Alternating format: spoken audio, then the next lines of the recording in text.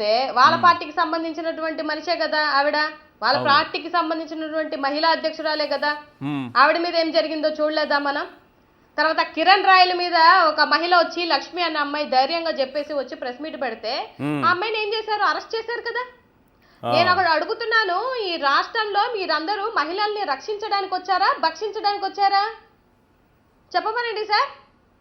ఇప్పుడు ఈ జనసేనకి సంబంధించినటువంటి ఎమ్మెల్యే అసలు ఆ వీడియో కాల్ ఏంటి దరిద్రం? అధికార మతం నెత్తికెక్కి ఏం చేస్తున్నారో కూడా మీకు అర్థం కాకుండా మహిళలు, గవర్నమెంట్ ఎంప్లాయీలు, లేకపోతే భర్తకు దూరంగా ఉన్నటువంటి మహిళలు, లేకపోతే సింగిల్గా బిడ్డలతో ఉన్న మహిళలు, వీళ్ళ మీ టార్గెట్లు? వీళ్ళ టార్గెట్లు ఎంత నీచంగా బిహేవ్ చేస్తున్నారు. ఇప్పుడు వాళ్ళ నాయకుడు ఒక స్టేట్మెంట్ ఇచ్చాడు వారం క్రితం. ఏమని?